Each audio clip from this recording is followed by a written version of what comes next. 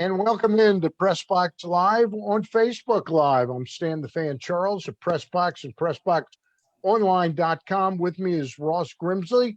We'll introduce our special guests in just a moment. But first, I must tell you that we're brought to you by C3 American Exteriors. Go to their website at c3america.com to get a brand new roof for just the cost of your insurance deductible. And as I have gotten used to saying now, there's no greater expenditure that you might have on your home than your roof, repairing it or putting a new roof on. So I'd want the guys at C3 American Exteriors to come over and take a look and price it out. Go to c3america.com now to get a free roof inspection, and they are Master Elite status as designated by GAF Roofing Supplies. On with me today is our very special guest, one of my favorites, the Booger, number 26, Boog Powell. Boog, how are you? Stan Lee, one of my favorites, and I'm sold on the roof. I need a roof down here in Key West. Would you send them over right away, please? I will do that. And they'll probably, they probably do trade with you, Boog, I'm open.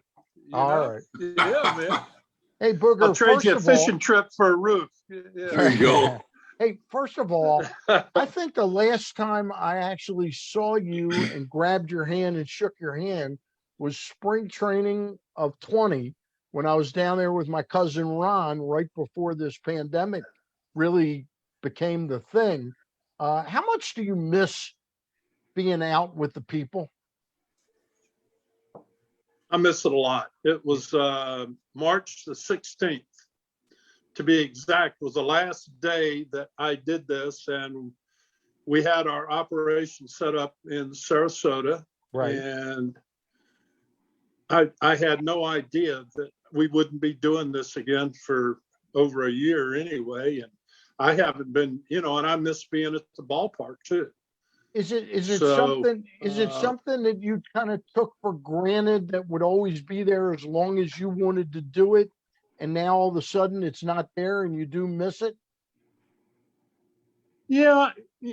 Well, I just miss, I've been doing it for so long. It's been like 28 years now. I've been doing it, and it's just become kind of second nature to me to go out to the ballpark and hang out and welcome people to the ballpark and do what I do, and to be all of a sudden I'm sitting home twiddling my thumbs, and I'd rather be doing something else, tell you the truth. I know that. Yeah. Do you anticipate? Don't say it, Ross. Yeah, I know. Bum's the word. Do you anticipate, Boog, if the attendance that they allow into Camden Yards increases midsummer, do you think you'll be up here a little bit, or do you think it's on hold for you personally? That's a great question. I really don't have an answer for it. Okay.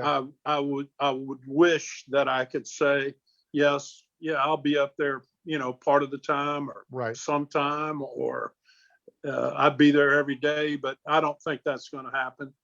We'll just have to wait and see, how they open the ballpark up. And,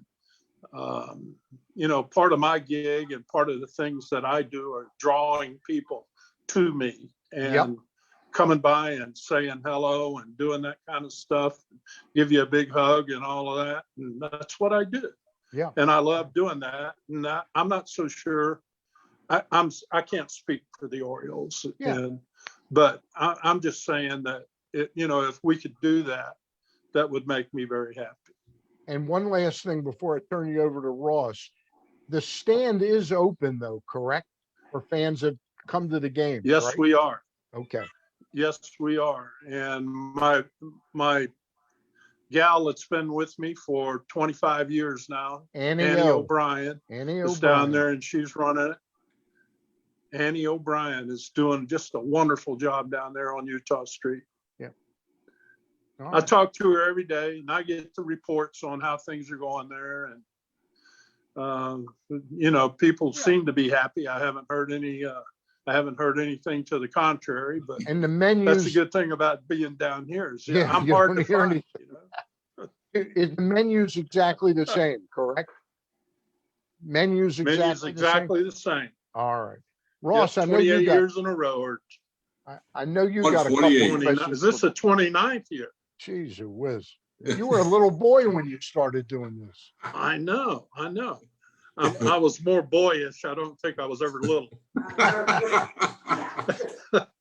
Ross, go ahead. I know you Hey, got a couple. Booger, before we, obviously we'll get into the Orioles, but, getting back, I mean, here's a guy that, a four-time All-Star yourself. You hit 20 home runs, 9 seasons in a row. You hit 30 4 times.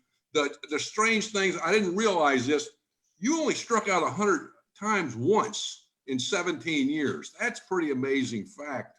Looking at Yeah. that, for being a power hitter, what did you do different?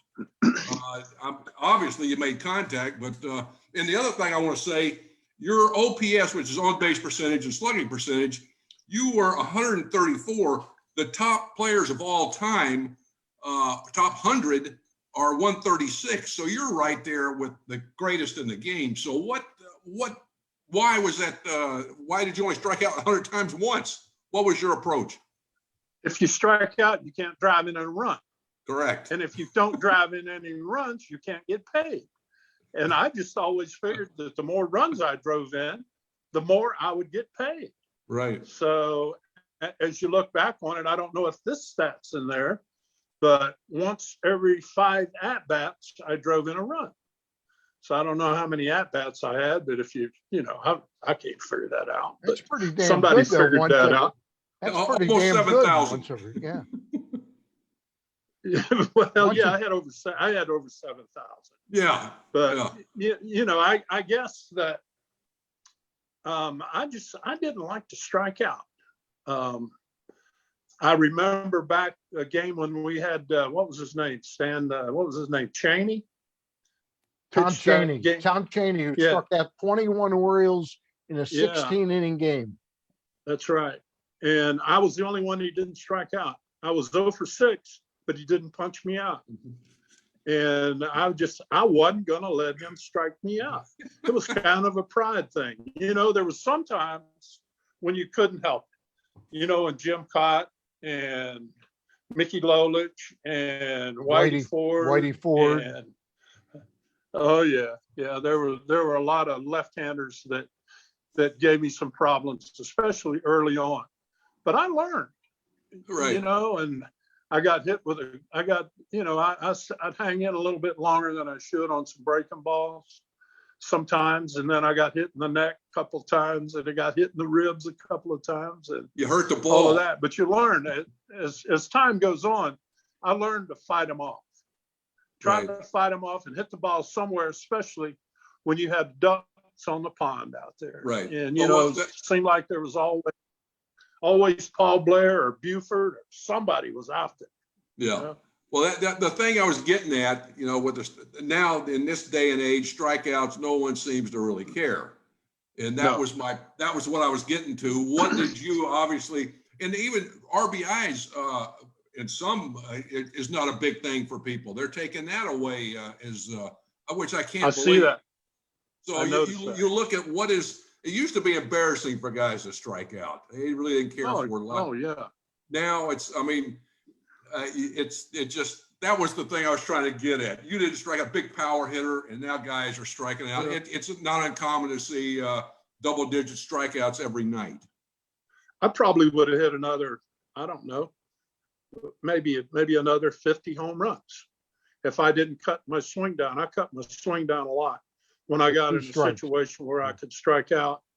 And I had, like I said before, like when I had runners in scoring position, I did what I had to do to try to drive that run in. And sometimes it could have been like, my heart was in it, but my butt was gone. And that happened more than once. And you just had a little bit left, and you just flick your bat out there, and you hit a little ground ball back up the middle, and you drive the run in.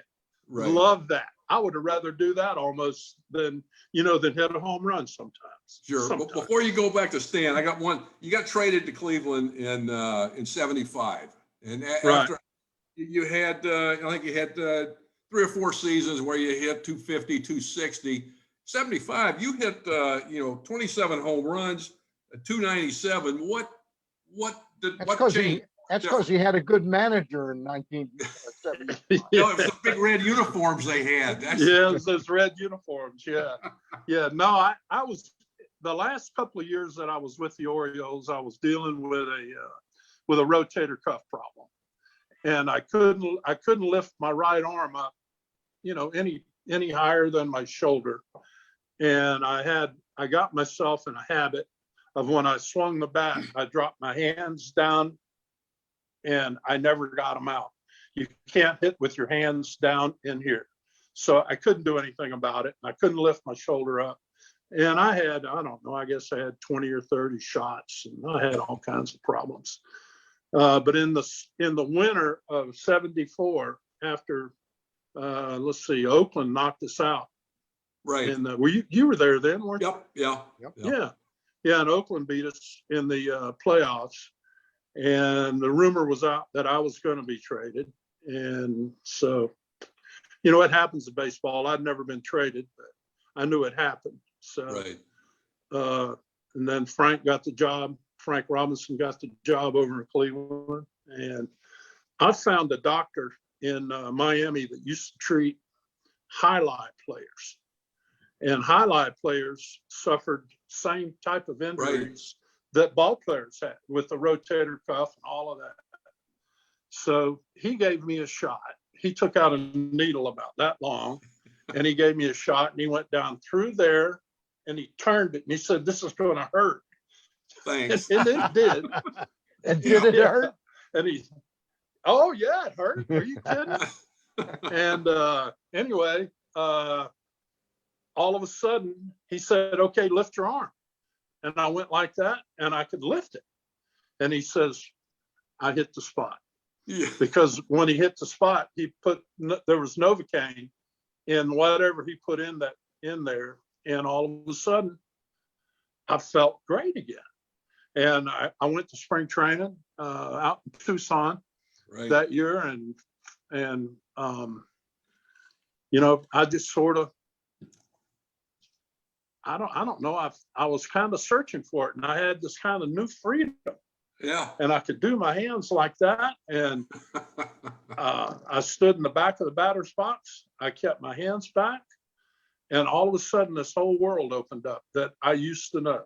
Right. And it felt great. It felt great, and we had a really good offensive team in Cleveland. We had you hit a home run off of me. Buddy Bell and Charlie Spikes and Rico Cardi and George Hendrick. I mean, we averaged, I think, 6 or 6.5 runs a game, and we finished 500. And that was the other thing about Cleveland that, with Frank there and everything, everybody said, well, we might finish 500 this year. And that's not acceptable. Right. Exactly. 500, I didn't accept that. But we finished 500 and everybody was happy. Who was the pitching staff, the starters? Was Sonny Siebert one of them in '75? No. Sonny was long gone. Who was in '75? Let's see. We had Gaylord Perry. Right. We had Gaylord. We had. Was Eckersley there? Eckersley was there. He was a starting pitcher then. Yeah. Right. Yeah, Jim Kern. Right. Let's see. We had Don Hood. Don Hood went in the trade with me. Right. And they made Don they made him a starter. And again, I'm trying to think now. Yeah. Was Garland there? Wayne Jim Garland Bibby. Garland didn't he came in '76. Yeah. 76. Garland came the next year. Yeah. We had Jim Bibby and right.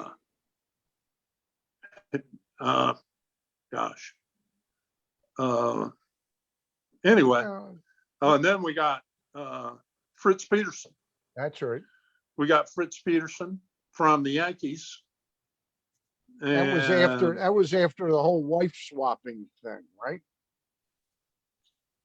Well, I never got into that. Right. I think so. I didn't mean I about don't you. know. He just- I don't remember. I didn't mean you. I didn't You mean got you. two alt wives. Hey, They Booger. came off of a long road trip, and one of them he said, "I want to get in the car. I want to get in your car with your wife." And says, "Well, I want to get in your car with your wife." Unreal. Okay. Hey, Booger, we tried to get you on last week. We ran into technical difficulties. And the reason we wanted you on last week is because Jim Palmer was busy, but I'm kidding. I'm kidding. Yeah. You No, that's played in Jim Palmer. should be busy. You played in Palmer's no-hitter, didn't you? In 1969? Yes, I did. I looked up the stats, by the way, Yeah. and I was 0 for 2 and struck out twice, but I got 2 base hits, but I struck out twice. Okay. So you were 2 for 4. But do Yeah. you remember it well? Like, was it a big deal for the players on the team? It is that day, but is it neat to Yeah. think back on? Yeah. I mean, we all knew what was happening. I Right. mean, we understood it, and then we tried to keep him loose. You know, they're normally when a pitcher's got a no-hitter going, everybody stays away from him, but we didn't. We just said, "Keep it going, Jimmy. You're doing great," and all of that. And we got him 1 run or 2 runs, and said, "You got it. You got to Go keep get it 'em." shut down from here on. Go get him, brother." Yeah. Yeah. So anyway, and when it happened, it was, well, I knew he was going to do it. You know, Right. he was every time he went out there, he had the possibility of flipping one up because he had that kind of stuff. Now, what year did Phoebus throw his in 68? Phoebus threw his in 68. Yeah. Were you playing behind him that day? Yes, I was. I Okay, so think I unassisted out for the last out of that game. You know, the greatest trivia question of all time is involved in that game. What? Really? Who the It's catcher who was? caught Who the that catcher game. was? Who caught that? Who It was was the catcher? Kurt Blefary, Caught 1 game in his career. and it was a no It was hitter. That that game. And That's it was a damn no good. hitter. That's right. Pretty damn good. Damn right. And he was our backup catcher, and I don't know what was wrong with that. I don't remember, and I don't know what happened to whoever else we had. I don't, you know. Wasn't that the time around when wasn't that around the time that Dick Brown got sick, or was that earlier Yeah, than that? no, Dick Brown was sick before that. Okay. Yeah, he threw out. He was there. I think he died in like 66 or 67. Yeah. Hey, so before I turn you back over to Ross, were you ever on the other side of the no hitter? When you played? Did you Yes, ever I play in a was. game? Yeah. But I didn't play. Okay. When Bo Belinsky pitched a no hitter against the Orioles in California in '62, and I didn't play. Now, what stadium And was that? Was that that was in Chavez. Chavez Ravine? That was in right. Chavez Ravine. Yeah. So the next start that Bo Belinsky had after he pitched that no hitter was in Baltimore. And in the first inning, I faced him, and I hit a home run. It was the first hit anybody got off of him in 2 games. Right. And I hit him right in that little alcove in right field where they had the fence came, and it was like that. Mm-hmm. And I hit it right in there, and it just boom. So anyway, that was it. But I've been in other no hitters. I was in a no hitter with Juan Pizarro, Terrin Pizarro. And we were in Panama. We were playing in the Panama World Series for the World Caribbean Championship. All right. And Pizarro pitched the no hitter, and I made a good play at first base for the final out on that. And he says, "You're with me tonight." And I think we had a good time. I think we had a really good time. That night lasted 2 days. That's right. That's right. So anyway, I don't know. I can't remember any other ones I've been around. So wait a minute, I lied to you. I said I'd turn you back over to Ross. With John Means throwing the no-hitter, did you watch much of it? Did you catch I watched some of it? every pitch. Okay. I watched every pitch. Do you have a major problem with the rule on the third strike? I don't, but now all of a sudden there's all this talk, and Ross, I want your opinion on that we should change that rule of the drop third strike. I think it's a perfectly good rule. What do you think, Boog? Yeah, it's been that way forever. Yeah. And yeah, if you drop it, I mean, yeah, That's the guy gets the first. I mean, right. That's part of that's the perfection. game. Yeah. Why cheapen Yeah, perfection? That's right. Now you hit it you hit the nail right on the head. It's part of the perfection. Yeah. If it's going to be a perfecto, it's got to be that. Got to be perfect. So, right. That's right. No, Ross, go ahead. I watched every pitch, and Yeah.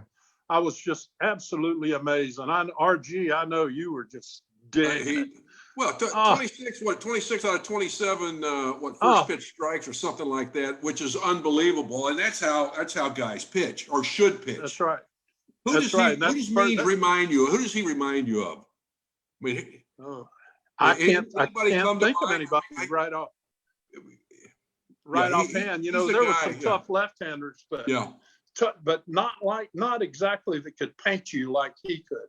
Yeah. And he painted the inside corner on the first pitch, knee high on the inside corner, and then here comes Mr. Change Up, and it looked just like that other pitch, and then here comes a little curveball, and they're all paint. They're all inside corner, outside corner, and it was a pleasure to watch him. Yeah. And I've never had a pleasure watching pitchers. Never. Really? Never. No, so, Boogie, you watch a lot of the games, right? You watch a lot of the O's games. It was a beautiful thing. Yeah, you watch a lot of the O's games, I imagine. I try to watch as many as I can. What is your thoughts on what's going on now and what's in the future? How soon you think things are going to they're going to start competing with the upper level teams? Any idea offhand? It's really hard to get a feel for it. Maybe when Santander gets back and they get a little bit in the middle of the lineup and they get the kind of thing that they had going last year. They had a little bit of an offensive thing going last year. It looks like the bullpen's going to be okay. I think that they're doing okay. And if we get a couple of guys to start a game and go 5 or 6 innings, anything can happen. And I watched them on the road, and I don't know, they seem to play a little different on the road or something. Yeah. I mean, they play like world beaters on the road, and then they do everything right, and then they come home and it's almost like they forgot to play. It might be because I don't want to. It might be because Boog Powell's not there at the stadium. Yeah, really? Good luck charm. Yeah, all right. Well, yeah. Booger, who impresses you? Who impresses you on that team so far? Who really stands out to you that you think is going to be a part of the future with this organization? Well, I think Mountcastle, when he learns to be just a little bit more aggressive, I think that he is going to be and learns to control his aggression. Right. And I think that he's a nice looking ball player, and he's got a lot of tools. Of course, the center fielder, he's been a great surprise for everybody. And Trey looks like he's back. I mean, he's got his old thing back, and he's driving in a lot of key runs. And what's your take on the other outfielder? What do you think of Hayes? Do you think Hayes has a chance to be a decent player? I like him. Yeah. He's got good power. He's got good speed. He's a good outfielder. He's picked up this reputation of not being able to hit breaking balls, or not being able to hit breaking balls, and then they're hooking him, and he's not adjusting right now. But you can't throw him anything straight, or he's on it. Yeah. We were talking It's, the you know, other it's, day. and I just, you know, and then from time to time, I like the second baseman. I like Ruiz. He's got a really nice swing. Right. And I don't know why he's only hitting one something, but I kind of like his swing. He's got his hands back all the time, and it just something not there. Yeah. Yeah, and the right fielder DJ, you know, he's got, when he catches fire, you know, there's a lot of things could happen here. The other day, Ross was telling me he was on a show with somebody who saw Ross Grimsley pitch. Was it a shutout, Ross, or he was sitting behind home plate? Oh no, it was Saturday was the 50th year of my debate in the big leagues against Montreal. And your debut. Wow. Yeah. My debut, yeah. And one of the show I was on, they go, yeah, there was a guy sitting behind home plate that was there for the game, and his name's Johnny. So I'm on this show talking to these guys, and I start talking to this guy. It's Bench. I'm talking to Bench. I hadn't talked to him in years. Wow. Wow. It's hilarious. But I didn't realize you didn't have to. You didn't have to face him, did you? No, he was catching me. Yeah, he was catching you. Okay. He was catching But me. where at Montreal? And not No, in Cincinnati. He was with the Reds. Okay. It was 71. Yeah. And and I thought it was Wow. some guy in the stands. It was Johnny in the stand. It was Johnny Bench. I thought, are you kidding me? Wow. What do That's you awesome. What do you remember, Boog, about Bench as a player? I know you didn't play against him a lot, but He was just solid. I mean, he did everything. As a catcher, he did everything that was asked of him. right. I used to be impressed. I shook his hand one day, and I looked down. I said, "Wow, this guy's hands are bigger than mine, and my hands are, you know, Right. pretty big." But I guess that he did this thing where he could hold like 7 or 8 baseballs in one hand. A bunch of them. I tried it. I tried it one time. I think I got it. I was one short. So, but that's unbelievable. That is. He's doing a commercial. He's doing a commercial now, Boog. Have you seen it on TV for Blue Emu? Yeah, I've seen that it. ointment. Guy walks up to Bench at a bar and says, "Hey, you're Johnny Bench, aren't you?" And Bench goes, "Yes, I am." He goes, "Do you do that? Was it true you did that thing?" And he goes, "I don't do that anymore." And then he whips his hand up and he's got 7 cheeseburgers.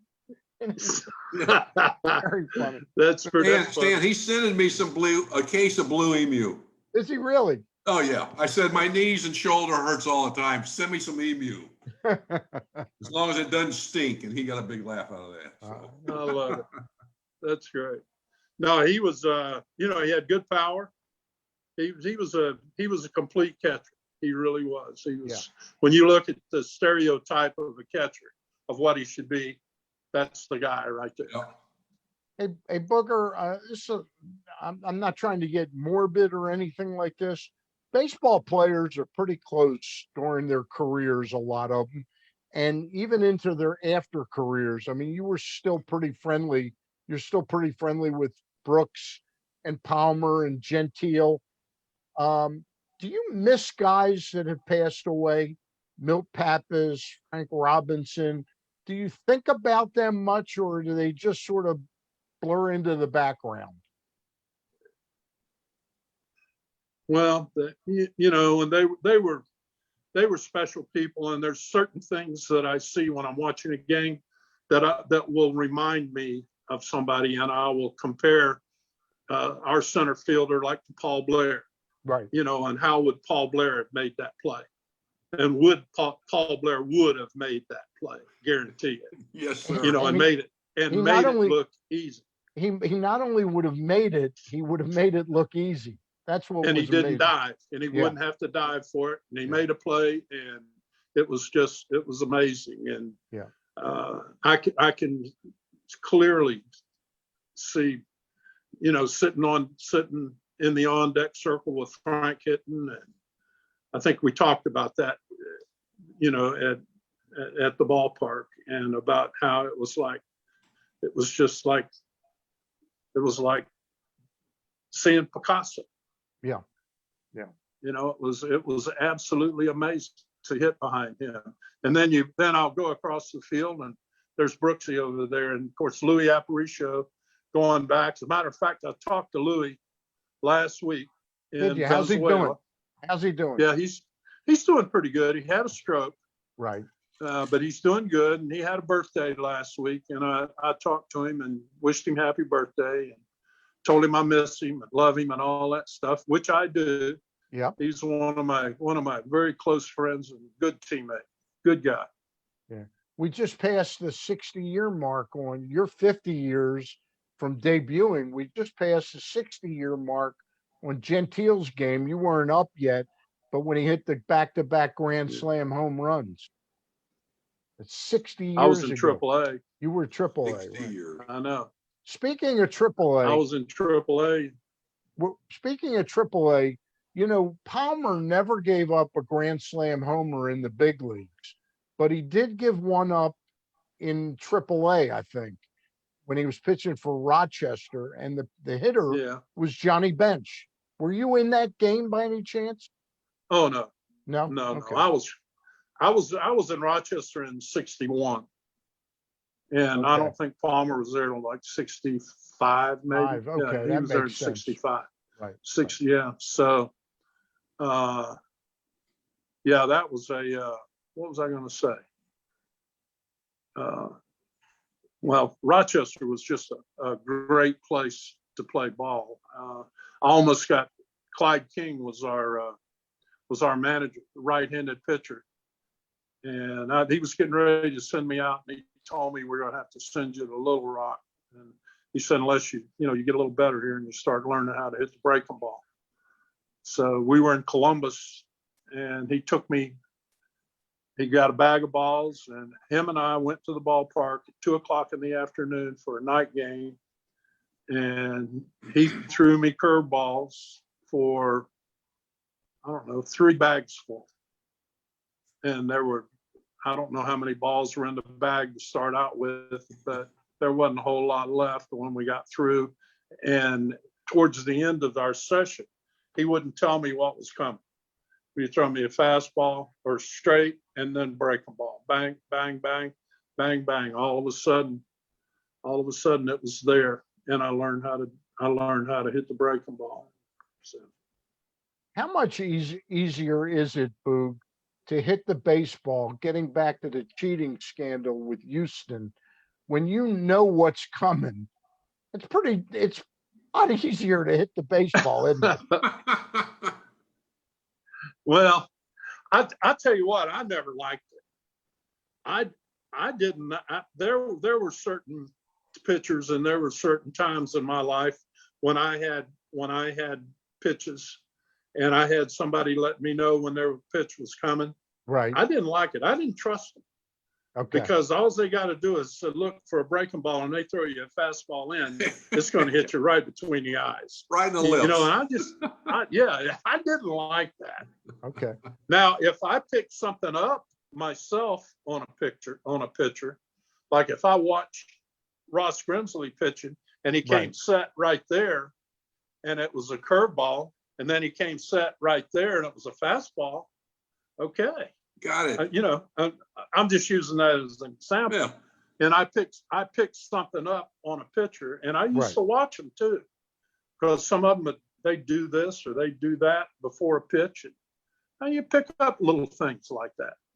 So that's interesting that you trusted more your own detective work than having somebody tell you. There were a lot of guys like that, I think. Right. Yeah. I didn't. Oh, sure. Frank was a master. Frank Robinson was absolute master at doing that. And he taught me a lot also on, what to look for and how to look for it. And, guys were doing certain things on certain pitches and certain counts, and, certain counts back in the old days, 3-1, 2-0, here comes the fastball, most of the time. But, Ross, you got a couple more for Boog? Yeah. One thing, with the way the game is now, Boog, you're the commissioner. What changes would you want to make now, if any? Oh man. Well, I don't know. I don't know exactly. I would like. Would you like to get a higher paid commissioner if you were commissioner? Yeah. I don't know if that's the answer or not. I'm just trying to think of something cool here. I kind of wish that the game would get back to, that. How do I say it? The game The would way, get the back way to it's played, the way it should be played. the way it should be played. Exactly. And I don't know how to simple. go. I don't know if the commissioner's got anything to do with that. Right. But you can't. Nobody can bunt anymore. You can't get guys over. The game is not played the way it was played, 40 or 50 years ago. Right. Not even close. And we got guys trying to hit home runs or striking out too much. To me, it's not. There's not enough action in the game anymore. It's not entertaining. Yeah. Yeah. And the greatest thing about going to a baseball game, and the one of the things about it is watching what's going to happen, and you're sitting there and you're thinking, with a runner on first and second, is he going here? Is he going there? What's the count? And as a fan, you think about that too. Well, that's one of the things that makes baseball great. You make an interesting point about the fans. I get the sense, look, math was never one of my great subjects in school. And I think what the analytics teach you is how mathematical the game is. And for a lot of us, it's like over our head. We just want to watch the game and kind of think along with the way we. That's a good thought. Yeah. Yeah. Or whether a guy's got a 24-degree uppercut. Right. His ball came off his bat at 385 miles an hour. So. Well, that's every ball that's thrown. It's how hard it is off the bat, and how far it went. Yeah, I mean, I know a hard hit ball. You don't have to give me a miles per hour. Oh yeah. Oh, that's right. I know if the whether ball's a guy hit has hard. 110 mile an hour swing or 120 mile an hour swing. But it's almost every single pitch and every ball hit. It's a miles per hour. Yeah. And a lot of people, they could care less. They don't want to hear that. We know that. The one I love is the batting average with balls in play. It's unsustainable when a guy has like a 389 batting average and balls in play. It's unsustainable. Well, yeah. If you hit a ball 110 miles an hour, you're hitting 500. Really? You think? Yeah. How many of those you hit though? You only hit one a week. Yeah, right.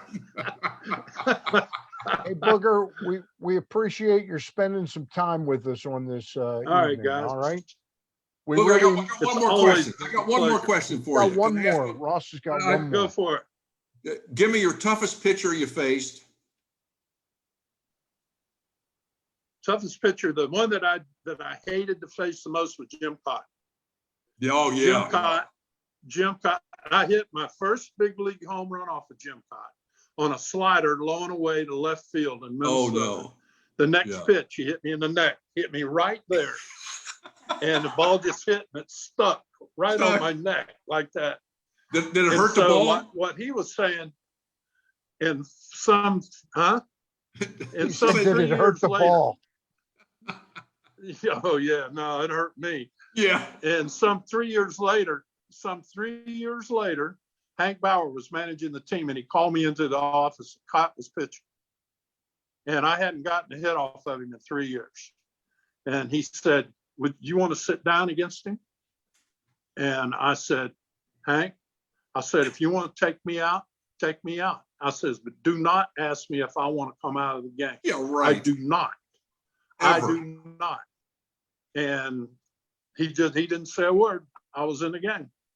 So did you ever hit him? And I probably could have added another 20 points to my lifetime batting average by not facing that sucker, because he was tough from the left side. Oh yeah.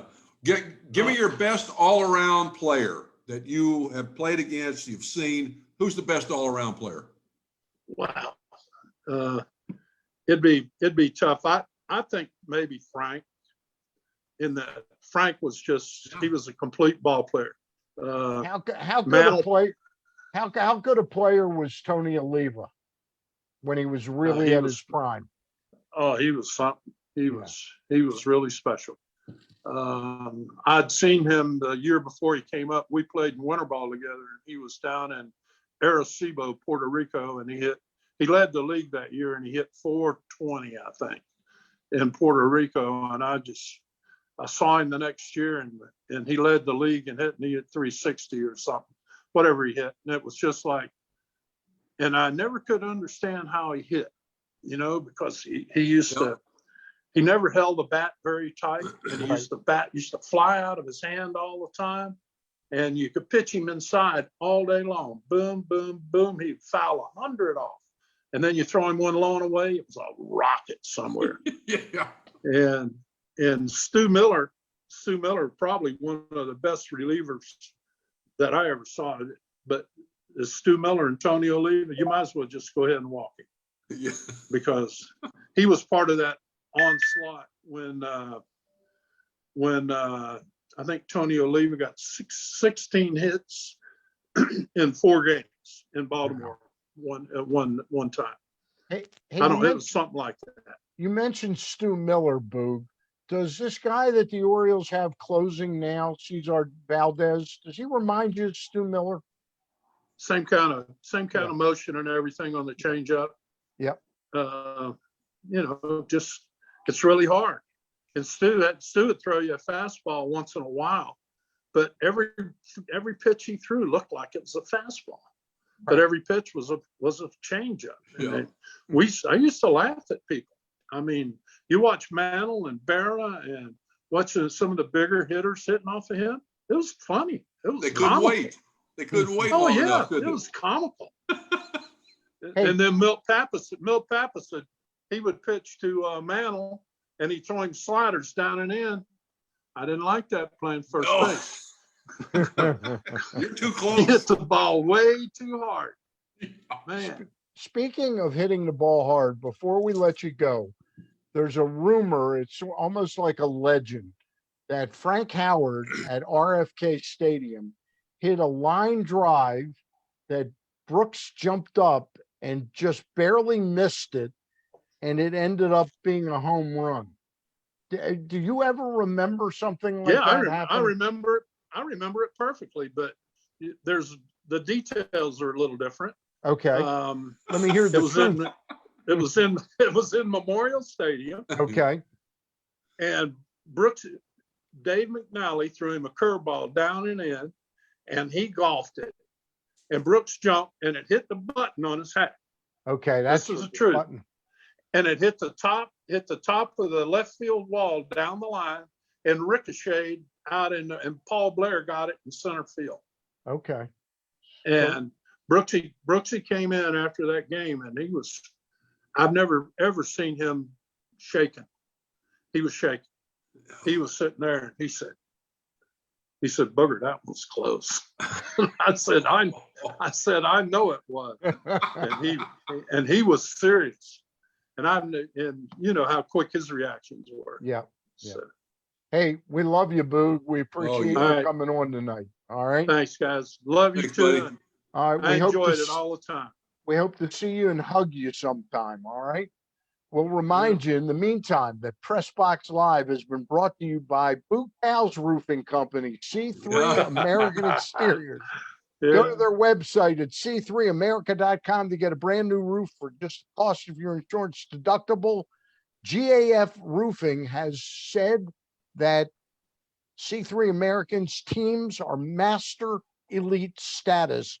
That means you're getting the best in the business.